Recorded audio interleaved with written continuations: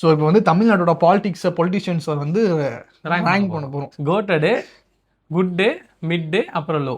Okay, so இந்த 4 இதில் நம்ம அந்த ரேங்க் பண்ண போகிறோம். நான் நேம் சொல்லுவேன், என் தலைவர் வந்து ரேங்க் பண்ணுவார். இல்லை நாங்கள் 2 பேர் சேர்ந்து ரேங்க் பண்ணுவோம். சீமானத்துக்கு எங்கே வைப்பீங்க?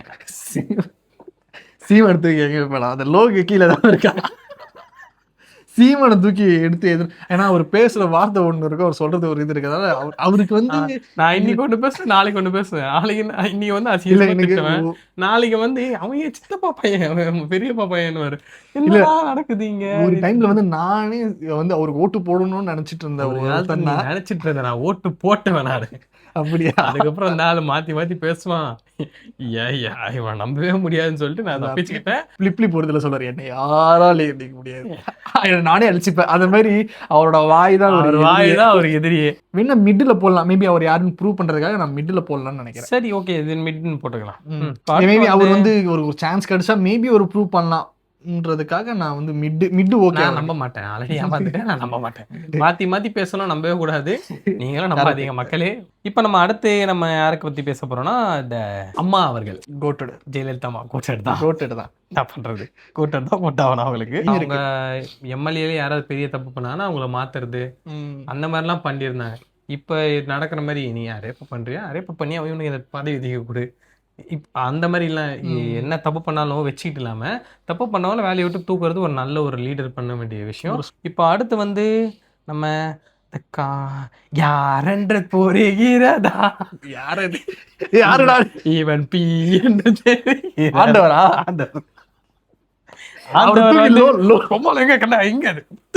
கண்ணாடி ஓடிச்சு, டிவி ஓடிச்சு, லோக்கு கீழே வராது இருக்கா, போயிட்டு மாத்தி பேசிக்கிட்டு இருக்கியா? லோக்கு கீழே ஏதாவது இருக்கா? லோக்கு கீழே எது? நல்ல வேலை இவரா சீமானா யோசிக்கும் போது நான் சீமானுக்கு போட்டேன். பரவாயில்ல, அந்த டைம் கம்பேர் பண்ணும்போது சீமானே பரவாயில்ல. ஏன்னா இவரு உண்மையுமே மூவி சினிமா இண்டஸ்ட்ரின்னு வந்ததுன்னா காண்டவர் தான். ஆனா பாலிடிக்ஸ்னு வந்துட்டா உண்மையிலேயே அதாவது கூத்தாடி இப்படி சொல்லுவாங்கல்ல, அது இவருக்கு வந்து நல்லா பர்ஃபெக்டா போறணும். லோல போடு, லோனு போட்ட மாதிரி. அடுத்து வந்து யாரு? இவரு கூடயே படிச்சவர் தான் அவரு. இவரு கூட ஆமா, நான் வந்து அரசியல் வர்றது நிச்சயம் அப்படின்னு சொன்னவரு. அரசியலுக்கு போட்டு பரட்டி தாக்கல தலைவர் எப்பா வந்தா துண்டாக்காரன் துணியக்காரன் ஓடினவர் தான். திரும்ப வர்றது கூட யோசிக்கவே இல்லை. இவரையும் தூக்கி லோல தான் போட்டாங்க. மேல போட்டா ஏதாச்சும் ஒண்ணு வைக்கணும்னு நினைக்கிறேன். பேட் இல்ல வெரி பேட், அது கரெக்டா இருக்கும். இப்ப நெக்ஸ்ட் வந்து அண்ணாமலை ஒரு பெரிய ஆபீசர், படிச்சவர், இங்கிலீஷ் அண்ணாமலை வந்து ஆனா அவர் பிஜேபி பக்கம் நின்னவரு. அண்ணாமலை வந்து நான் இதுல வைப்பேன்னா குட்ல வைக்கலாம். ஏன் அதை நான் சொல்றேன்னா, அவர் படிச்சவரு எல்லாமே அதனால குட்ல வைக்கலாம். ஆனா அவர் இருக்கிற இடம் தப்பான விட நம்ம மிடிலே நான் வைக்கிறேன். ஆமா, குட். ஏன்னா உண்மையிலே சொல்றேன், நல்ல ஒரு எலிஜிபிளான ஒரு ஆளு தான். பட் அவர் விமர்சனம் பண்ணும்போது கூட ஒரு பொலிட்டிஷியனா இப்படிதான் விமர்சனம் பண்ணணும். அதாவது தப்பா பேசாம, அவங்க ஃபேமிலி பத்தி இழுக்காம, திட்டாம, எதை பத்தி பேசணுமோ கருத்தியல் ரீதியில மோதணும். நம்ம பர்சனல் அட்டாக்கா பண்ணாம என்ன பேசணுமோ அதை பேசுவார். மெச்சூர்டான ஒரு தலைவர்னு சொல்லலாம். இப்போ வந்து தளபதி விஜய் வராரு. விஜய் வந்து நியூ பொலிட்டிஷியன்ஸ் ஒரு நல்ல ஒரு எம்ஜிஆர் மாதிரி ஒரு பெரிய ஒரு சேஞ்சை அவர் கண்டிப்பாக கொடுப்பாரு தமிழ்நாடு கவர்மெண்ட்டில். அதோட எனக்கு அவர் பர்சனலாக பார்த்தீங்கன்னா எனக்கு அவர் ஜெயிக்கணும்னு ஆசை. அவர் கொடுத்த மேனிஃபெஸ்டோஸ் எல்லாமே ரொம்ப எலிஜிபிளான ஒரு தேவையான manifestos. 25 lakhs health insurance for the family, and then the privilege card, all the government facilities will come to your doorsteps. அதோட வந்து ரெஸ்பெக்ட் கிடைக்கும்னாரு. எப்படின்னா போய் கையேந்தி நிற்க தேவையில்லை, ஐயா ஏதாவது நல்லது பண்ணுங்க, எங்களுக்கு இது பண்ணுங்க ஐயா, போலீஸ்காரங்கிட்ட போய் இந்த மாதிரி நிற்க தேவையில்லை, கவர்மெண்ட் போய் நிற்க தேவையில்லை, அவங்கவுங்க பண்ண வேண்டிய வேலையை கரெக்டாக பண்ணுவாங்க, லஞ்சம் இல்லாமல் பண்ணுவாங்க சொல்லியிருக்காரு. அந்த மாதிரி ஒரு கவர்மெண்ட் தான் நானே எக்ஸ்பெக்ட் பண்ணுறேன். அவர் வந்தால் எனக்கு ரொம்ப ரொம்ப சந்தோஷம். ஸோ அவருக்கு வந்து நான் கண்டிப்பாக குட்டு கொடுப்பேன்.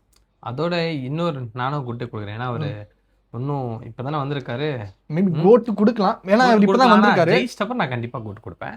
நெக்ஸ்ட்டு வந்து இறந்தது இபிஎஸ் வந்து எதுக்கு சொல்லணும்னா, அவரோட ஆட்சி காலத்தில் வந்து அவர் அக்ரிகல்ச்சர் பண்ணுற விவசாயங்களை வந்து டெல்லியில் போயிட்டு ராட் ரோஸ்ட்டை சாப்பிட விட்டாரு. அதனால அது பண்ணாரு. அப்புறம் அந்த ஸ்டெர்லைட் பொள்ளாச்சி ஸ்டெர்லைட்டில் சுட்டு போனாரு.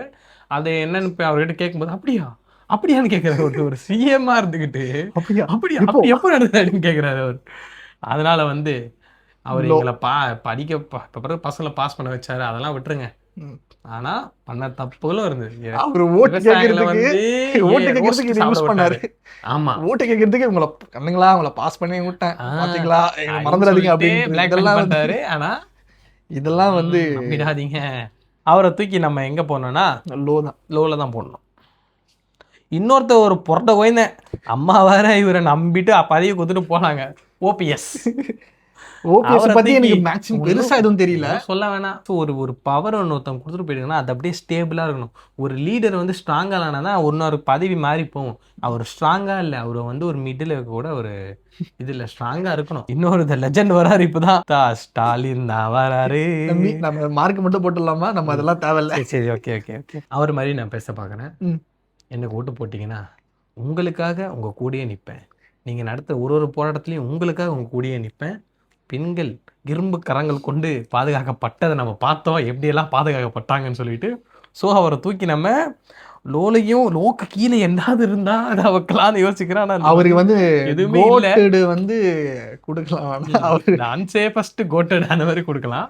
எப்படி மக்களை வந்து இப்படி அளக்க விட்டாரு இந்த கோட்டட் அப்படின்னு சொல்லிட்டு வைக்கலாம். ஆனா பூட்டட் வைக்கலாம், அவரை தூக்கி வைக்கலாம். ரவுடிஸா வந்து பீக்கில் வச்சிட்டு இருக்காரு. ஸோ அதனாலே அவரு நார்மலான பீப்புள்ஸ் வந்து ரொம்ப கரெக்டாக ஹேண்டில் பண்ணுற மாதிரி எனக்கு தோணுது. எப்படின்னா இப்போ வயசானவங்க கிட்ட போயிட்டு கேட்டு இந்த மாதிரி விஷயங்கள்லாம் நடக்குது உங்களுக்கு தெரியுதா அப்படின்னு கேட்டால் அவங்களுக்கு ஒன்றுமே தெரியல.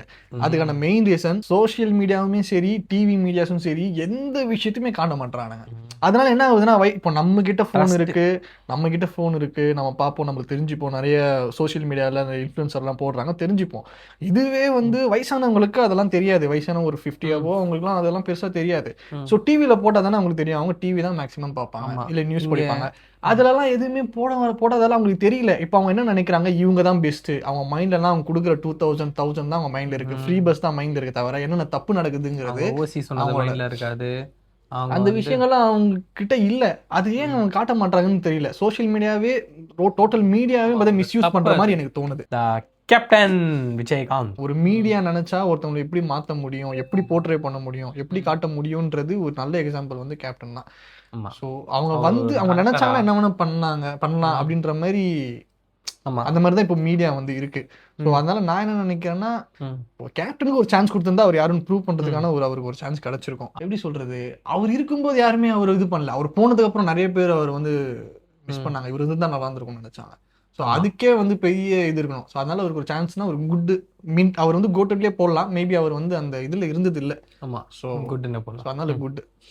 மக்களே நாங்க வந்து நார்மலா இதெல்லாம் சொல்றோம், இல்ல நார்மலா கண்ணுக்கு தான் சொல்றோம். யாரையுமே வந்து யார் மனதையும் புண்படுத்தும் நோக்கம் இல்லை.